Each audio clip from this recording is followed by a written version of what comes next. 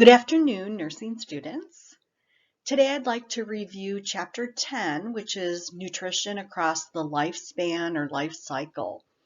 So we'll be starting out with pregnancy, moving to lactation, going through nutrition needs for infancy, toddlers, teenagers, and then going through adults, older adults, and then the elderly.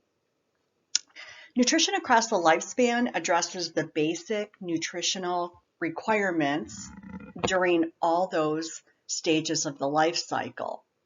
And I have mentioned previously that many ATI questions stem from this lecture, so I'd like to spend some time highlighting the importance of each stage.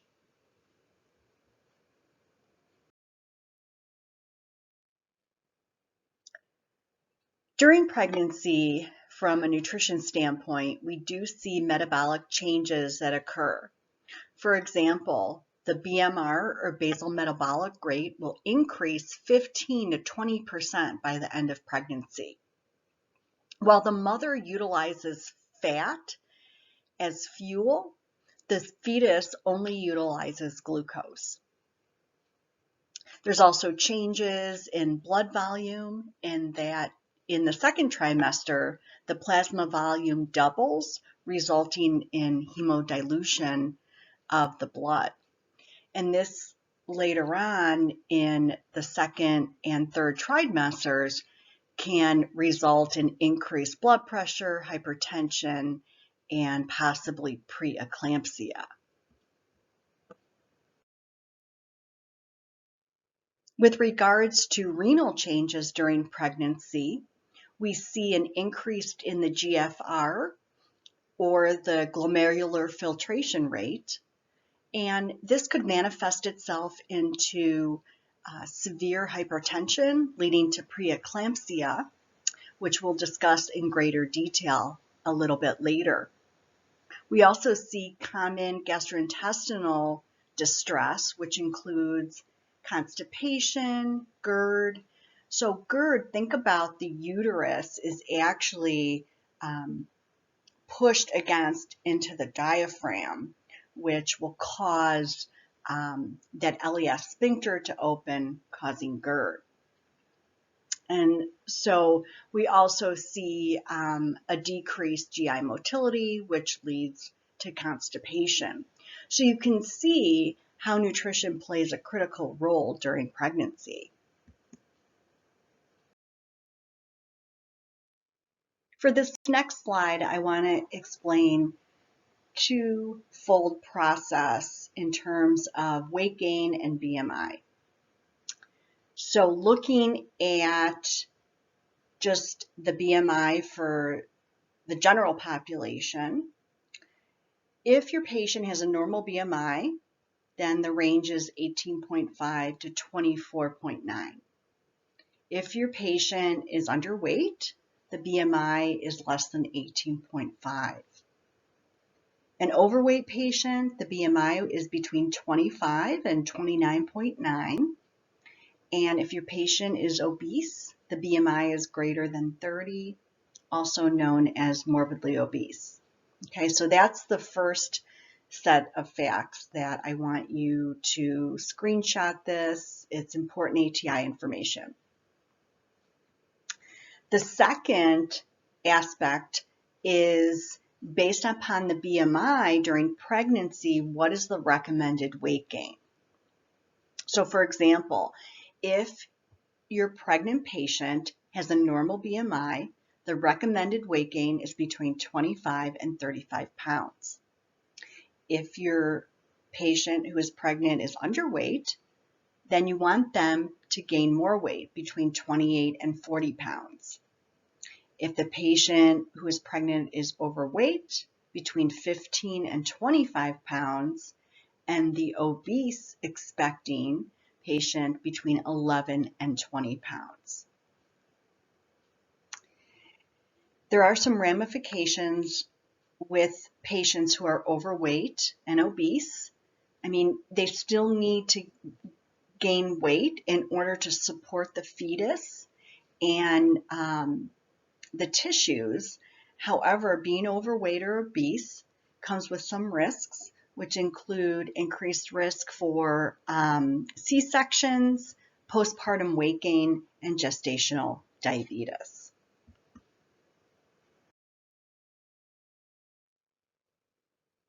During pregnancy, all nutrients increase, with the exception of vitamins D, E, and K, and minerals phosphorus, fluoride, calcium, and biotin.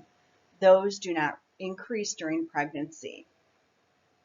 Now note that calcium is 1,000 milligrams for all individuals, even while expecting. So that level does not change. Note that the current recommendation for increased calories during the second trimester is 340 kilocalories per day and 452 kilocalories during the third trimester. And what is the reason? What's the rationale for this increase? Remember, we're accommodating that increased BMR and also the synthesis of maternal and fetal tissues.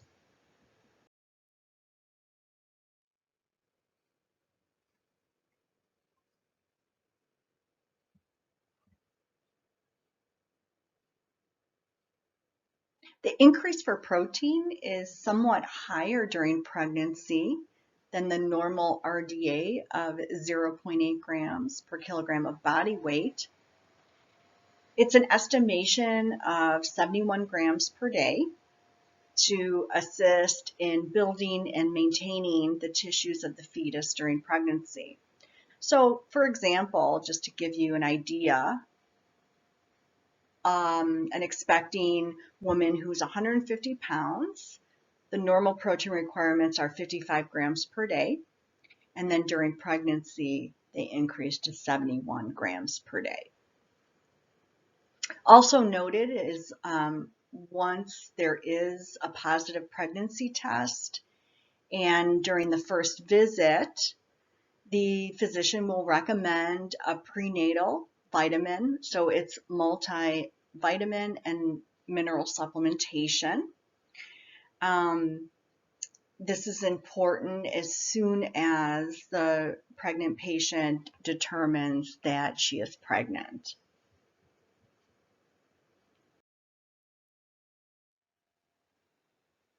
While a prenatal vitamin is required once the pregnancy is confirmed, you do have to note that any toxicity related to two specific vitamins may cause concern, and that is provided in supplementation, and those vitamins are vitamin A and vitamin D. And both of those can increase the risk of birth defects. So it is really the preformed vitamin A that is the active form of vitamin A that we talked about. And that is basically the one that increases the risk of birth defects, not the carotenoid, which is the beta carotene. So it's important to note which vitamins and minerals are increased during pregnancy. And the two major ones are folate and iron. Folate during pregnancy increases from 400 micrograms per day to 600 micrograms per day.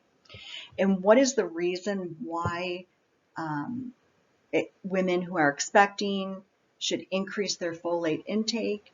And that is, it helps prevent the increased incidence of neural tube defects. Iron increases from 18 milligrams per day to 30 milligrams per day. And the reason that we increase supplemental iron in expecting women is because of the expansion of the maternal red blood cells. So the red blood cells volume increases, and that assists in delivering oxygen to the fetus. The best form of supplemental iron is ferrous sulfate, and we tend to begin that in the second trimester to prevent iron deficiency anemia. Some women, however, are iron deficient prior to pregnancy, and one of those reasons is pica. So pica, if you're not familiar with, is the consumption of non-food items, non-food substances. So when I worked at Stroger Hospital in the WIC Center, so the Women Infant Center, we saw patients who consumed clay, they consumed dirt, ice cubes, paper. One consumed glass, which I mean is not a good idea. And we evaluated that she needed a psychological evaluation. So the problem with pica is pica blocks the absorption of the dietary iron during pregnancy. And that's a vital nutrient because it contains the heme iron that crosses the placenta and provides the iron to the fetus.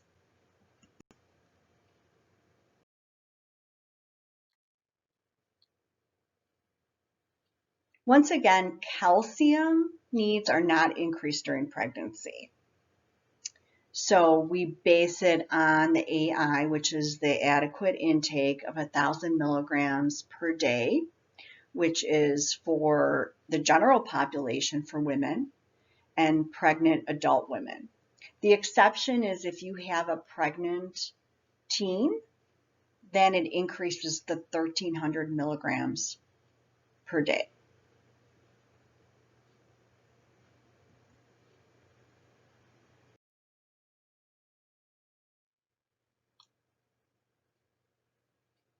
Next, we'll go into some nutrition-related pregnancy concerns. The first is preeclampsia.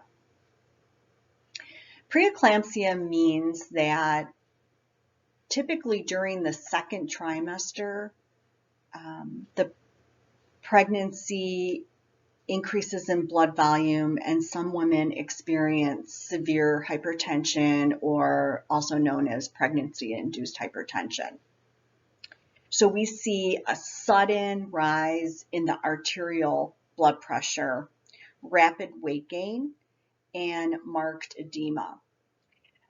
So what are the symptoms of preeclampsia? Well, again, it is severe increase in blood pressure.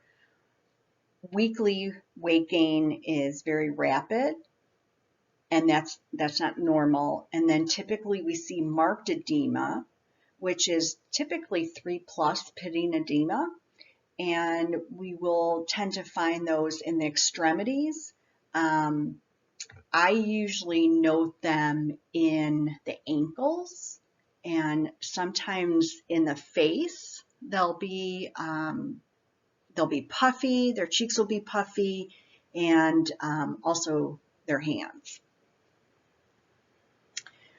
So as we look at medical nutrition therapy for patients that experience preeclampsia, it includes a nutrient-rich diet. We want to make sure that there's adequate calories, generous amount of protein, because we definitely want protein in the diet, but you have to have an adequate amount of calories to spare that protein. The other issue is if a patient is diagnosed with preeclampsia, what levels should we monitor? What should we evaluate? Well, first of all, the blood pressure levels measure. Secondly, patients with preeclampsia tend to experience proteinuria. That means that there's urinary losses of protein in the urine, and so both blood pressure and urinary protein levels would confirm the diagnosis.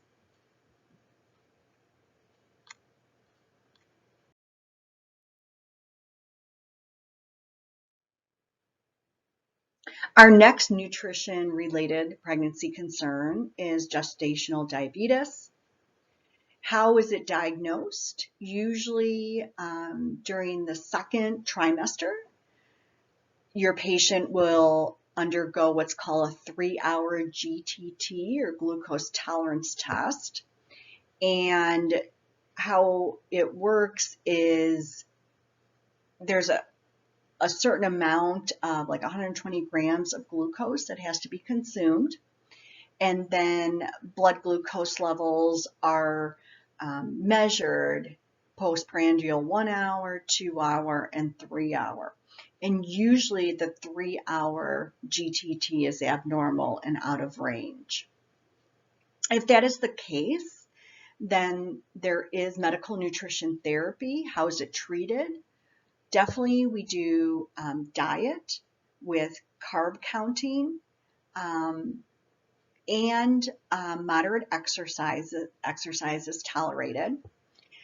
Now, just to note that pregnant women who have gestational diabetes, if it is not well controlled through diet and exercise, then insulin can be administered.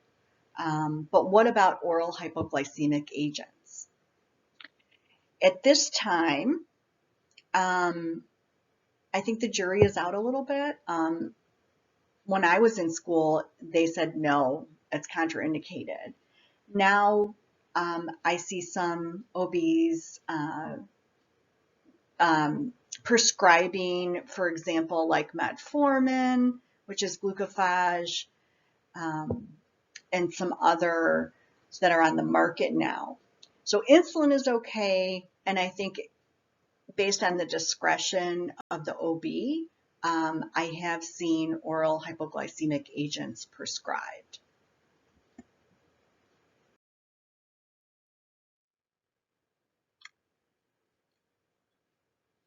Okay, so now let's get out of pregnancy and go through lactation.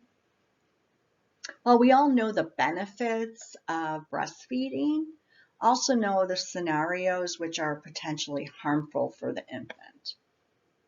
So we do recommend, the American Academy of Pediatrics at least recommends breastfeeding for at least 6 months and ideally through the first 12 months. Now, I want to make a note of that is you have to do what's right for your family. I mean, some women go into the pregnancy and the birth and say, I want to breastfeed. And sometimes it doesn't work out. It's just not a good fit. So while I really do believe in breastfeeding, I also believe that you have to do what's right for your family. And when we look at some of the infant formulas, they mimic breastfeeding. I mean, through the years that I've been a dietitian, I mean, they have closely mimicked the nutrients of breast milk. So that is really exciting. And as technology advances, I mean, that's really, so I think a lot of moms put great pressure on themselves, especially new moms, that they have to breastfeed. And while that's great, you again have to do what's best for your family. So while I was working at Stroger Hospital, we rotated monthly through the WIC unit. It's an outpatient unit. It services women, infant, children, and we would meet with patients, and they stretched out formula feeding and the breast milk. And what they did was typically they would water down the formula to make it last longer, which is understandable. Or, I mean, worse yet, running out of either running out of formula feeding and feeding their infant with whole milk or mixing it. So that is definitely not recommended, and we want to make sure that young moms have the formula that they need for their newborn.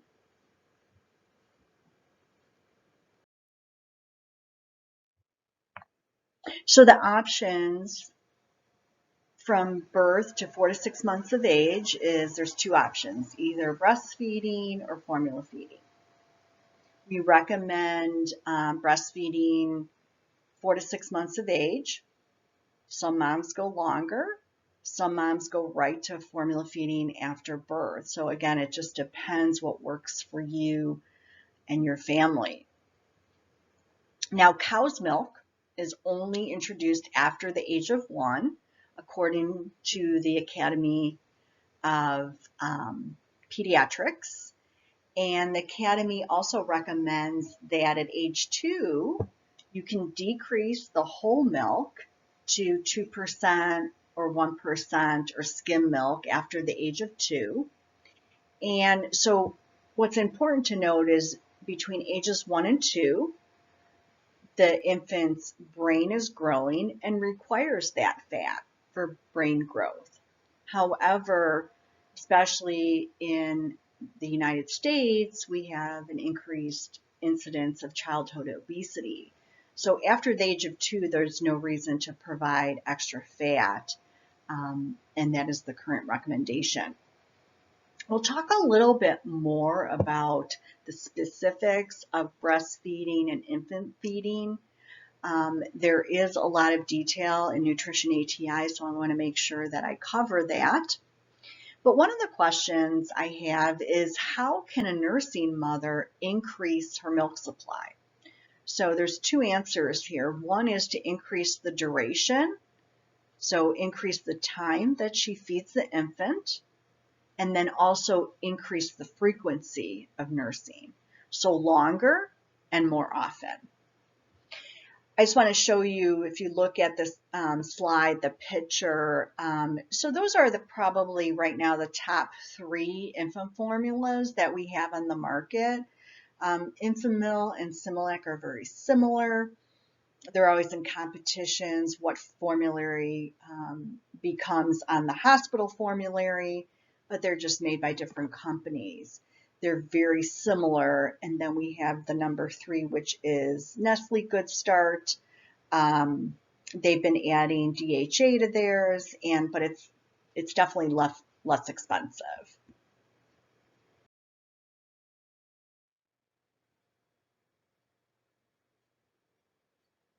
Introduction of solid foods.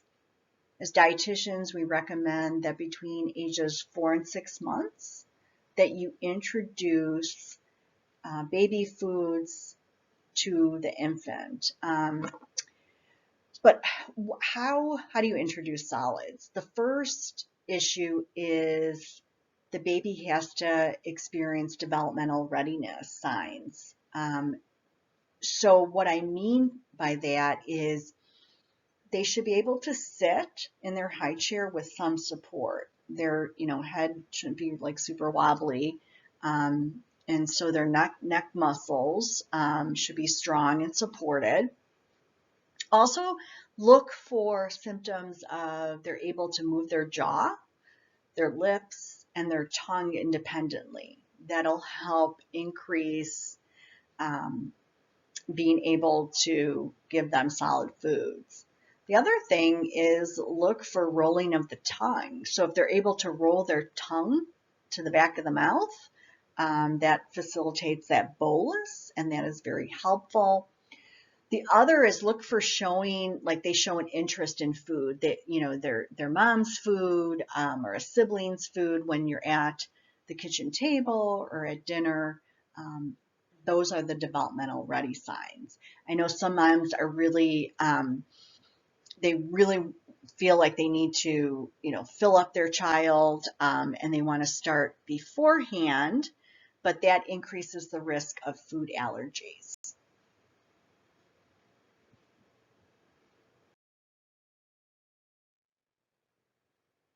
What are appropriate solid foods that we offer at that 4 to 6 month period? Well, it's important to offer non-allergenic cereals. So that's the first. So your cereals are going to be offered first. For example, like rice cereal or barley cereal. Then you can look at wheat cereal. Next, you're going to offer vegetables before fruit. The reason is you want to offer the non-sweet food item first to increase the liking and satiety. And then you'll offer the fruit. And then after fruit, you offer meat and potatoes. Okay, so just to review, non-allergenic cereals are first, vegetables, fruits, then meats and potatoes. Also know what foods are not appropriate during the first year, and those are honey and peanut butter. So honey causes botulism, and I know some moms may disagree with me in terms of peanut butter, and some will offer it at 6-9 months. Peanut butter is a choking hazard. It causes asphyxiation. You could possibly spread it super thin and it won't block the esophagus. However, that is just a warning that the experts do not recommend honey because it causes botulism, and peanut butter because it causes asphyxiation during the first year of life. Also know what is the adequate and appropriate fruit juice consumption. How much do you provide? It's not a lot. It's actually shocking to some families, but we only recommend between 4 and 6 ounces of juice. That's more than adequate. Anything over 6 ounces will definitely want to just express that it's excessive and it displaces the more nutrient-dense foods in the diet.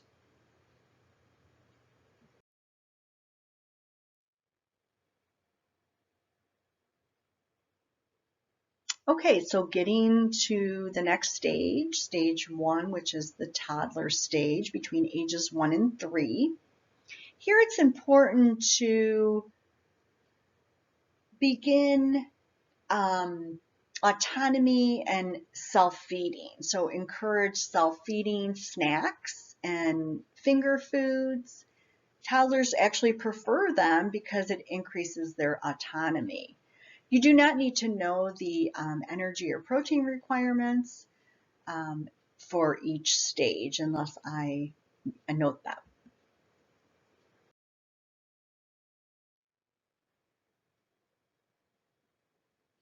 So what's important is the serving size guidelines. It's not a lot of food, but you have to remember their GI tract is not at 100% capacity and their stomach is pretty small. So in terms of fruit or vegetable servings, we only recommend 1 tablespoon per year of age. Bread and cereal, 1/4 of an adult serving. So for example, if you have a cup of, let's say, oatmeal, it would be only 1/4 of a cup. A slice of bread, it would only be 1/4 of that slice of bread. Milk, since it will be whole milk, you can recommend 2 to 3 cups per day. And any type of meat or meat alternative, perhaps dairy, you can offer twice a day.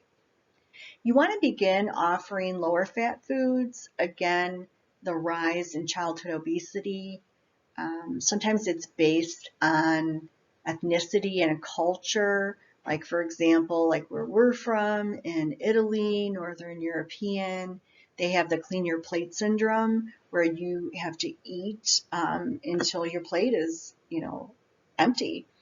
And that does lead to childhood obesity. So how much cow's milk after the age of 1?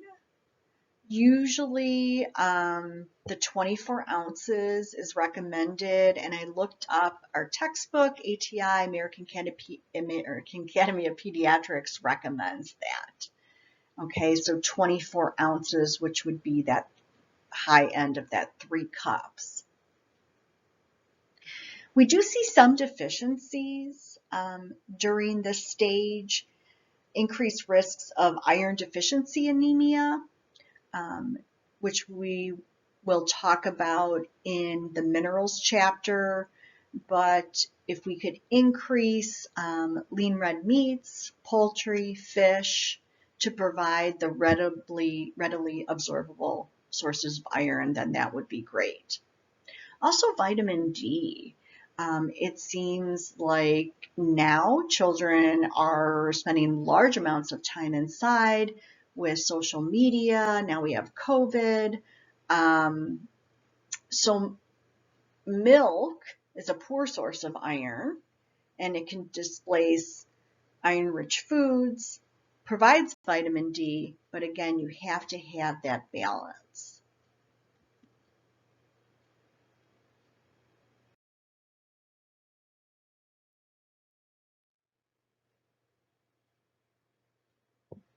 I want to talk about a serious subject that actually has been not for toddlers and childhood, but has been in the media lately, and it's called asphyxiation.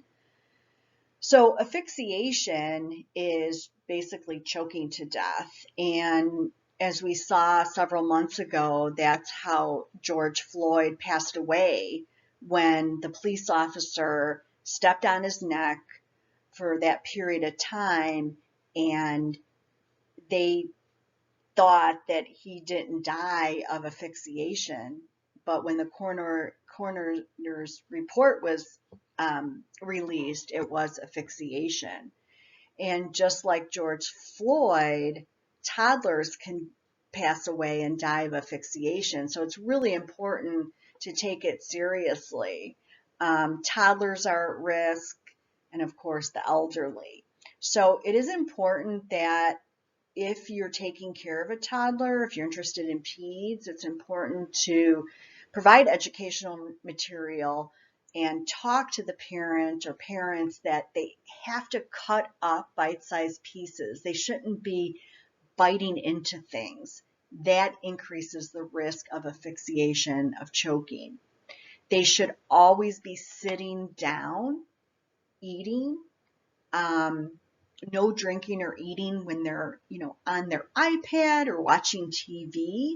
That increases the risk. Or please do not have them lay down. The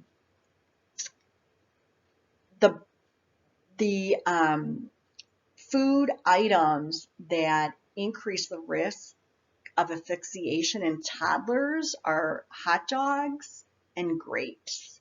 Anything that the esophageal hole is not, from the mouth to the esophagus, is not very large. And in a toddler, it's smaller. So anything that covers the esophagus could cause that potential for asphyxiation. So think of like hot dogs, grapes. You could cut up the grapes, but whole grapes, no way. So the best way to reduce the risk of asphyxiation in toddlers is to have them sit down while eating, which of course is, if you've ever taken care of one, is easier said than done. Make sure they chew their foods very well. It's the same with the elderly if you're in a long-term care facility. So the recommendations here come full circle.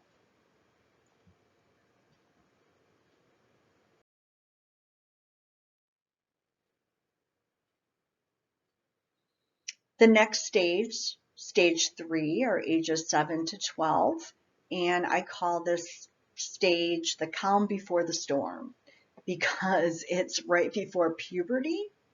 So noting that growth will slow down because the body is preparing for that growth spurt in puberty.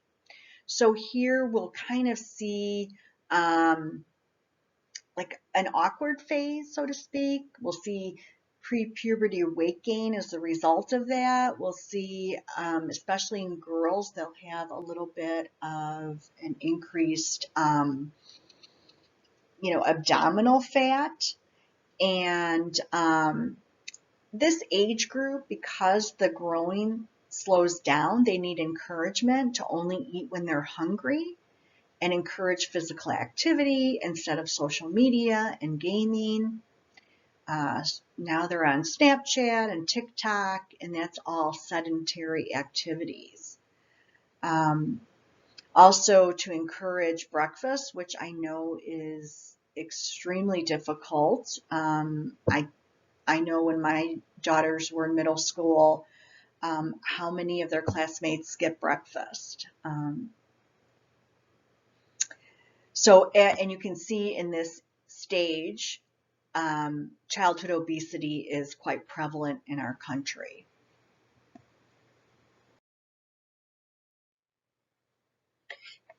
Our next stage is adolescence, ages 13 to 19. And it's a critical time for teenagers because on the one hand, you want them to seek independence when it comes to their nutrition, but on the other hand, they still need guidance, especially when it comes to making healthy food choices. Here, I think it's important to note in terms of adolescents, they're able to come home after school because they're old enough to stay at home. If you have, a single parent household, or if you have a dual parent household and they're working, or that one parent is working, the teen will come home and eat whatever, or they'll be with their friends, and they basically have an influence, especially when it comes to fast food. But you can note that in terms of nutritional needs, there is a huge increase in calories and protein, especially calcium, iron, and zinc increase during this time because of that puberty.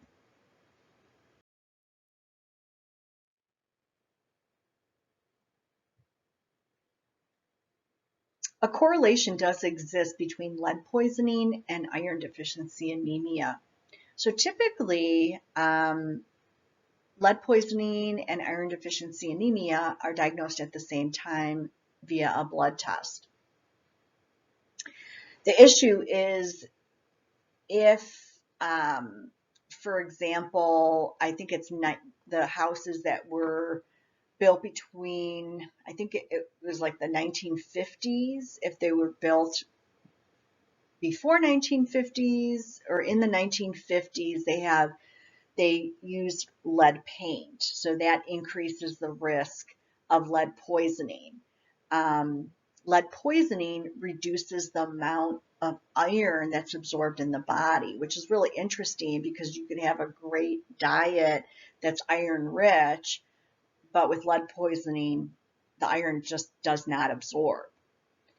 Nurses should know those populations that are at high risk for lead poisoning and iron deficiency anemia, and those include the African American population, again, those living in dwellings with lead paint, and those that engage in pica.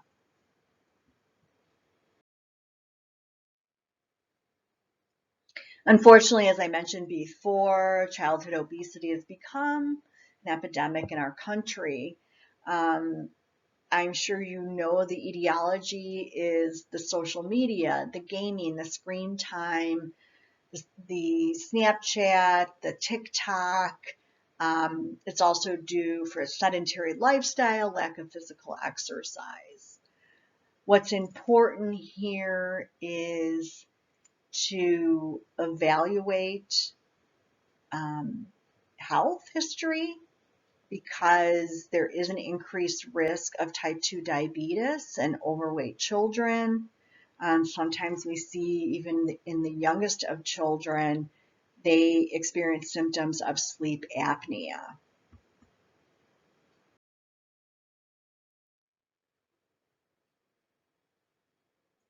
So type 2 diabetes, as I mentioned, is becoming more prevalent in our country. Top 2 risk factors in children would be being overweight and lack of physical exercise. Genetics have some role, and race predispose some individuals, but I am convinced it's environmental, and those risk factors can be prevented. So what do we do? That's the issue with children, is because they're growing, they're going through puberty, but they're also are struggling with this unhealthy weight. And you don't necessarily want them to lose weight while they're growing and stunt their growth, but you want them to develop and maintain a healthy lifestyle. So maybe we're encouraging activity, after school activity, helping in the kitchen to make healthy meals, maybe go grocery shopping. It's an extremely sensitive issue, and nurses need to be aware of that from all aspects of that health model.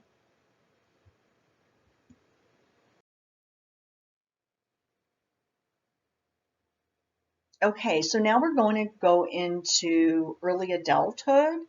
So the early years are in your 20s, in your 30s. That's my friend Post Malone. I just got a memory on social media that I was at his concert last weekend, and I surely do miss my concerts. But Post Malone is in his mid-20s, and typically growth in men is completed in their early 20s.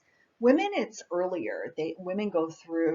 Girls go through puberty earlier, and it seems with the environment and hormones, especially in the food supply, um, some girls are getting their period as young as 9 or 10.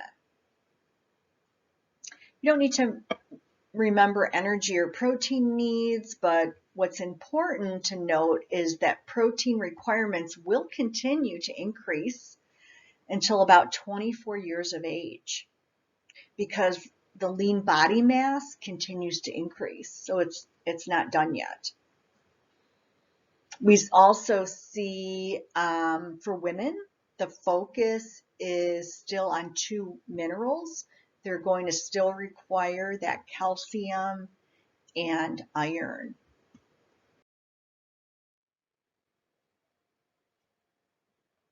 Brad Pitt is in his 50s, and here during the middle years, in your 40s and 50s, the goal is all about prevention. Okay, so we do see cellular loss, calories decrease, lean body mass decreases, and that's replaced by body fat. We can slow um, the loss of lean body mass by engaging in strength training. It's important also to note that in this stage, it's all about disease prevention. Most of the time, your patients in the 40s and 50s will be diagnosed with cardiac risk factors, so hypertension, hyperlipidemia, calorie needs will decrease. Why? Because every decade we decrease the basal metabolic rate by 2%, so we need less calories. Women go into menopause during this stage, so iron after menopause decreases dramatically from 18 milligrams per day to 8 milligrams per day. So what's important, I guess, the bottom line is you want to encourage a nutrient-dense diet, so not a lot of empty calories and high sugar diets, low fat, because their energy needs are decreased, and also we see an increased constipation, so high fiber foods are important as well.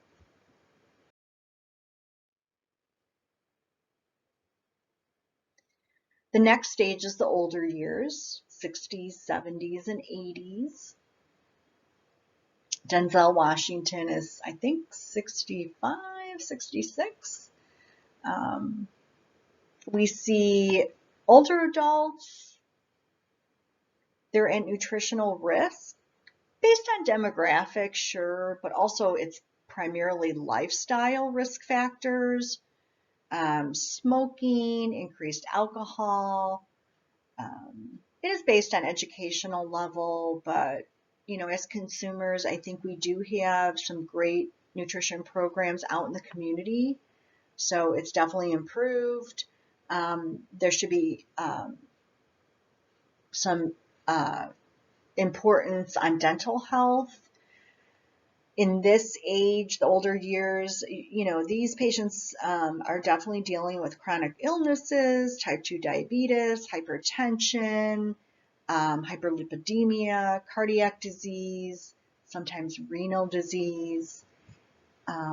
So it is important, especially for women, to note that after menopause, they're going to be at risk for osteoporosis. So questions, for example, like ATI, exam questions for older adults, they focus on being at nutritional risk and what factors play a role.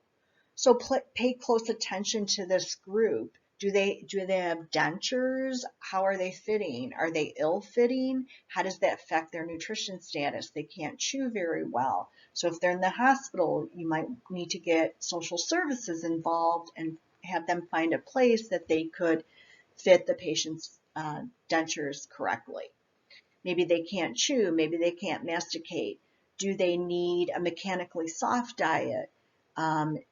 Did they lose some of their teeth? Do they need a puree or a soft diet? So those are some of examples of how nutrition plays a role during this stage.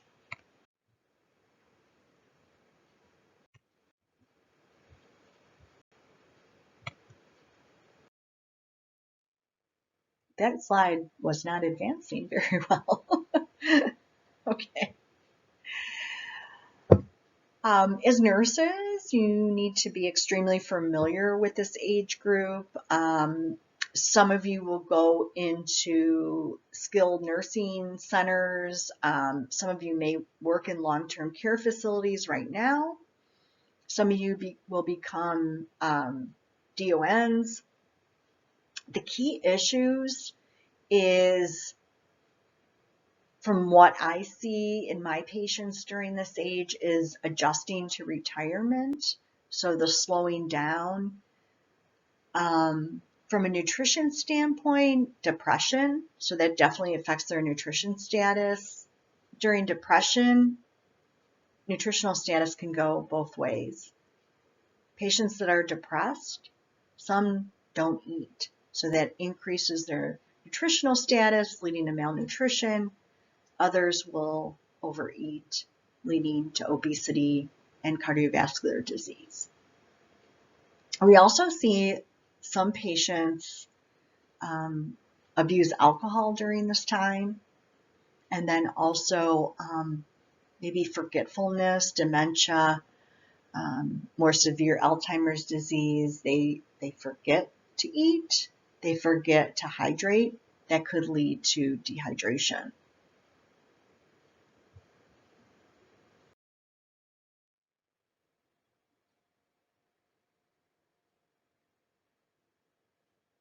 Okay, so other issues I want to address during this stage is vitamin D synthesis.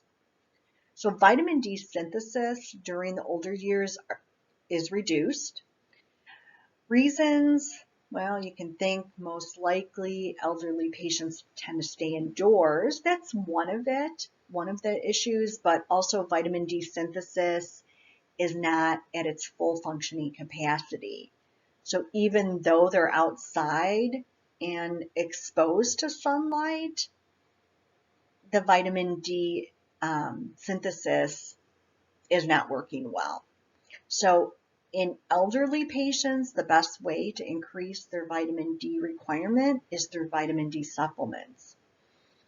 And that is basically everything that I've told you thus far. Most of the time, like in vitamins and minerals, we'll talk about the best source for vitamins and minerals is through food sources, best food sources, vitamin-rich food sources, mineral-rich food sources. But here, they definitely need a vitamin D supplement.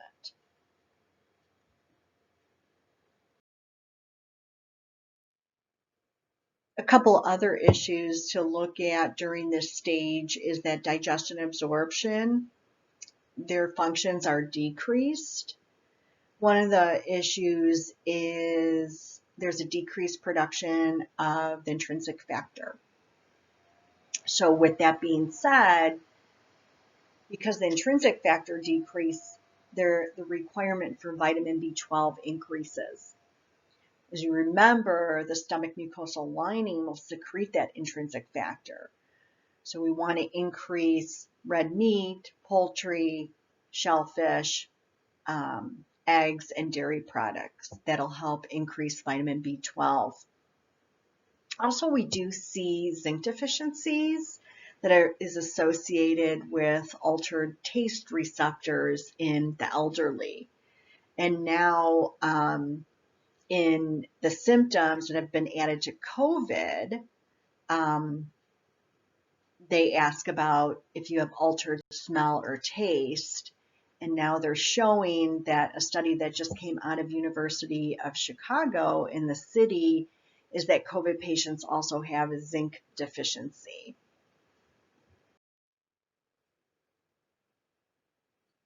Okay, so just to, this is our last slide, and I just want to summarize about, as nurses, you need to know what governmental programs are available for the elderly, including SNAP, which is the Senior Nutrition Assistance Program, and the Meals on Wheels. So Meals on Wheels will deliver specific and specialized diets to the elderly and their homes, so it's delivered right to their doorstep.